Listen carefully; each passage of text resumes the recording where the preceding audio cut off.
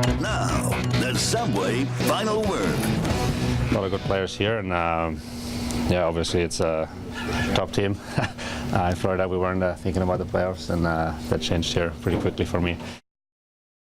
Good evening, everybody. I'm Bill Phillips, and welcome to the Subway Final Word, the show that invites you, the fans, into the conversation. Marcel Gottsch off the top, one of the two players the Penguins acquired at the trade deadline. Just one of the things we'll be talking about tonight.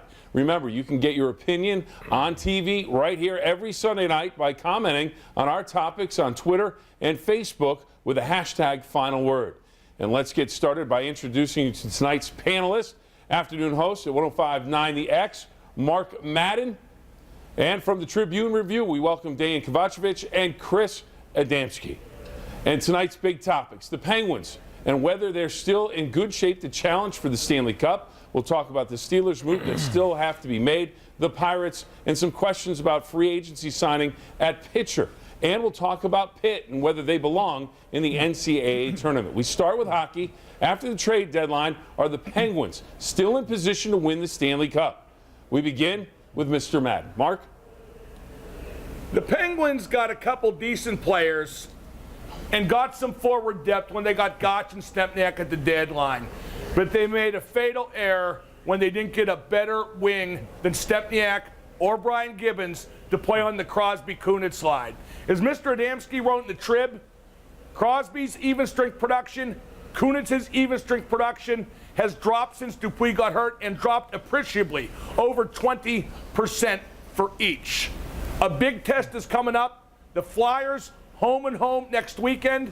The Penguins have never recovered confidence-wise totally since the Flyers beat them in the first round 2 years ago. The Penguins lost to the Bruins last year because they were physically weak, but they lost to the Flyers 2 years ago because they were mentally weak. That home and home against Philadelphia, if the Penguins have any weakness, they will not be able to hide it. That is a big proving ground. We will know after that home and home. Mr. Adamski, how are they going to fix this? Listen, well, first off, this team still, they just won on the road at the best team in the league. They're still on pace for 115 points. They're still leading the East. Blah, blah, blah, they regular still have season. a virtually insurmountable lead in their division right now.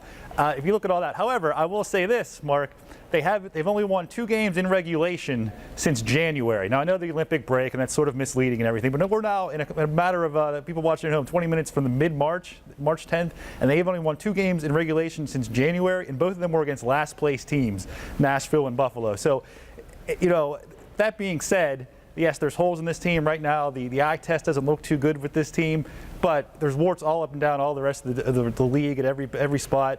I don't know, though, a first-round potential opponent of Detroit, I don't know how confident you feel going to that, even in the first round right now.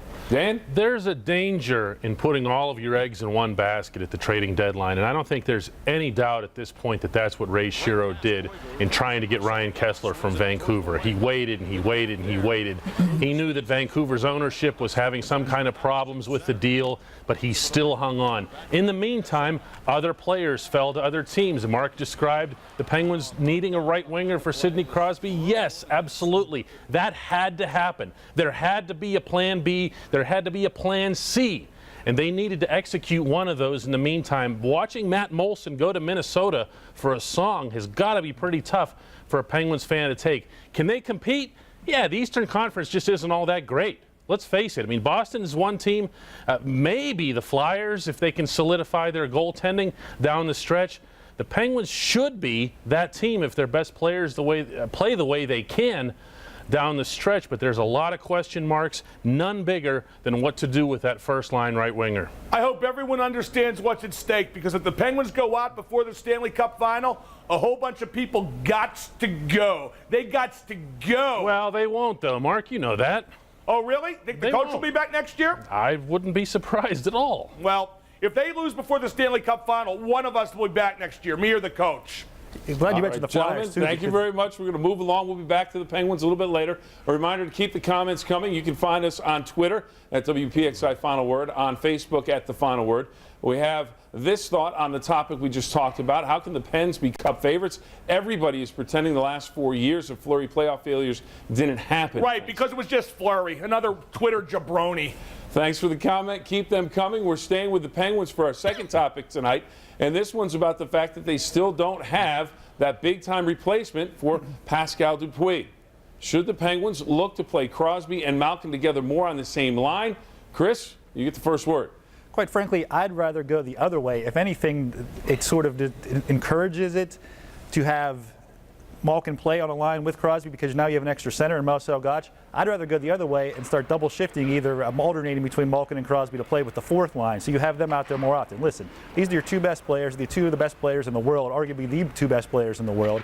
Why wouldn't you want to have at least one of them out there at all times, which you could almost pull off by the fact if you did double shift them, playing them on the fourth line. So in putting them together in the first line, of course, then you have less and less of the game action time when you have one of them out on the ice. So I'd rather go the other way and play them more often, have one of them out there. Oh, Dang, Chris, will they be worn out by the end of the playoffs? Chris, they'd be worn out by the end of the week. Are you watching these guys? I mean, Sid right now looks like he's completely out of gas. Gino's not that far behind. Those two guys, if anything, need to be spelled a little bit, need each other to skate on the same line, I think, in order to take some of the pressure off of each other. You know, it doesn't have to be all the time. But here again, we get back to coaching. If the coach is clever enough to find ways to mix them up, to keep the other teams from matching up against them. I'm sorry. I kind of lobbed that one in there for you.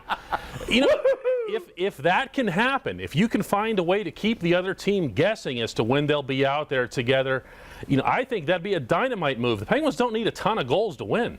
Mark, how do you make this thing work? I would not play Crosby and Malkin together ever except on the power play because they just don't work well together.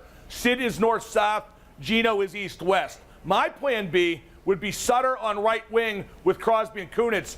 Gottsch becomes the third line center. I like that. I like that. I'm a hockey genius.